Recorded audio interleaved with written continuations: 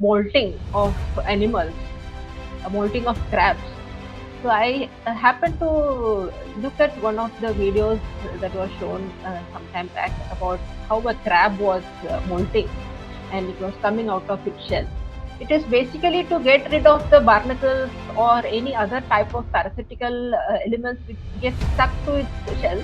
So, in our education system also, we cannot bring any radical change in the basic ideas governing education. Many people talk in terms of curriculum just as something which is given by somebody else, and it has to be it will be there in a kind of document or in a piece of paper. What they think of curriculum is different, and what we as teacher educators think of curriculum is quite different.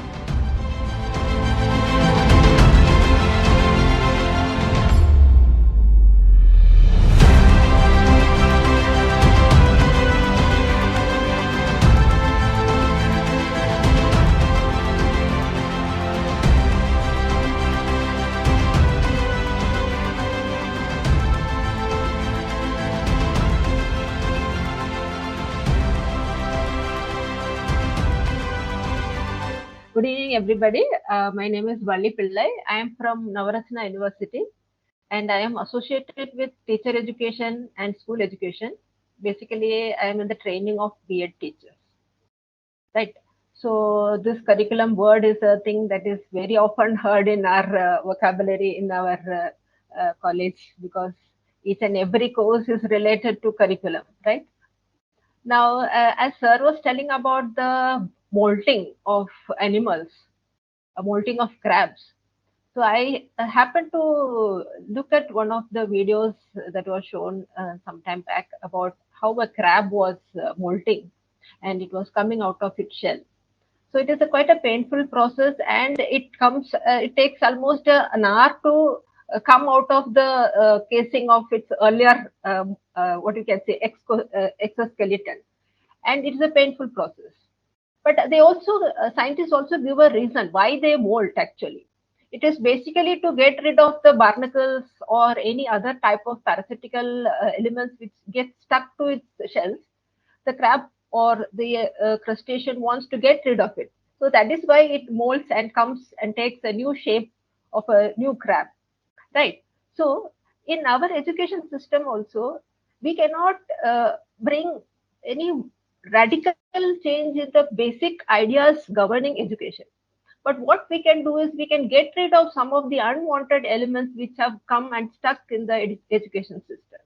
So I feel that this topic is relevant because many people talk in terms of curriculum just as something which is given by somebody else, and it has to be it will be there in a kind of document or in a piece of paper. They don't consider that as something which has to be implemented in the classroom, right? And what they think of curriculum is different, and what we as teacher educators think of curriculum is quite different.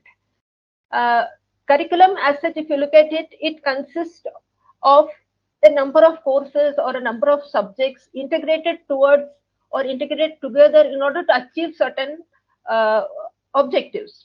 For example, a curriculum of bachelor's of administration, business administration will be different from a curriculum of a BCom or a BSc microbiology. So the idea is we gather the courses and integrate it in such a way that when the product or the person who has undergone all these courses come out of it as a successful maybe business person or a successful microbiologist. So that is the role that curriculum does to the person. So curriculum, we can say that this series of courses together form the curriculum. And this curriculum, if you look at curriculum, we can have what we say, like in every stage there is a curriculum. Even for LKG students there is a curriculum. So principals, they tell the teachers of our schools, means like schools which are attached to us, they say that how have you prepared the curriculum for your pre-primary students? So the thing is like that awareness about curriculum and curriculum development modification has percolated, and teachers are aware that I have to bring in some change in the way that I'm going to deal with my students. So that is a very good thing that is happening nowadays.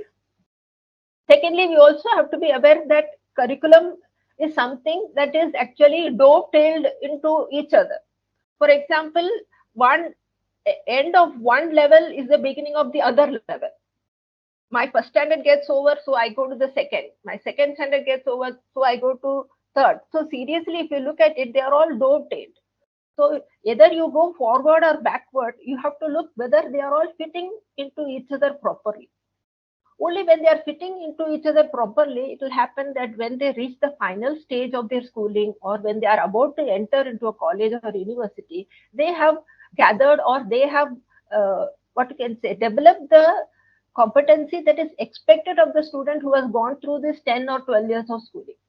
So my focus basically will be about only about school curriculum and what happens with the school curriculum, because we train teachers to be school teachers. So as a teacher education program or in B.Ed program, the curriculum framework is already given by NCT. NCT, matlab National Council for Teacher Education. Yeah. So NCT actually gives the framework for how to organize the content of a teacher educator course or B.Ed course or M.Ed course. They give the outline for us. But the basic implementation is done in our classes or in our classrooms. So what do we do with our B.Ed students? So we try to, as much as possible, get them familiarized with the digital sources which are available. The moment they enter the college, the exposure is given to them to how to use the computers, how to use or select the proper content which has to be modified for their teaching, and how to organize certain flipped classroom plans, lesson plans. So these are some of the ways we take care of the digital thing in our curriculum, B.Ed curriculum. So basically, if you look at the curriculum development, there are 4 steps to it. The first one is the objectives of the curriculum. So if I'm saying objectives of the curriculum, each, as I told you, each level, each stage will have certain objectives to it. Second is, in line with the objectives, we have certain methods of teaching or methods in which they have to be conducted, or the content has to be covered. There is methods of transacting the content. So this is the second one. Third one is the evaluation, examination. How do you evaluate whether the child who has gone through the curriculum has succeeded, has learned the things that has been that are expected of him? That is the third point in a curriculum development. And the fourth one is the overall feedback that the stakeholders give about the curriculum will be the fourth point in a curriculum development. So all of them are intertwined with each other. So first of all, when we look at the objectives of the curriculum, I don't think it can be any different from what was earlier. Then also people wanted good human resources. Now also want people good human resources. Then also they wanted someone who can serve the society. Now also people want someone to serve the society. So the idea of the objective of a curriculum, what the person should be once he comes out of the curriculum, is going to be same.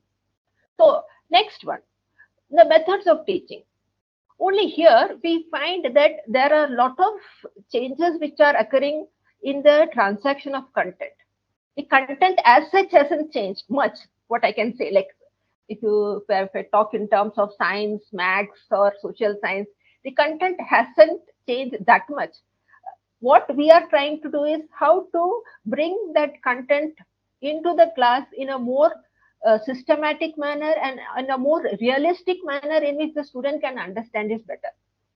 What the child used to read from a textbook and understand, imagine and understand something, we are able to provide it immediately when we are able to show a beautiful video of the Roman Empire or a beautiful video of the Harappan civilization. The idea which has been translated in a textbook, put in words, is immediately brought forth and it gets imbibed in the student's mind. So this is one change that has happened in the teaching methodology part, where the blackboards, the textbooks, the workbooks, the reading materials have all been substituted something by something which is digital in nature. So this is one difference that has happened, and it is a very huge difference. Uh, how much ever you explain certain things, the moment you show a figure or a video of it, it actually captures the attention of the student and stays in the mind forever. So this is what I am trying to say. When we talk in terms of curriculum development, it is an ongoing process and never-ending process. Every time there is going to be a reform, every time the world changes, the curriculum of the education system also has to change. So now the AI is the most popular word nowadays. But what I am trying to say is that in the time will come when we will be able to use the AI in our curriculum system in a much better manner so that the products of our education becomes successful in future. So this is my say.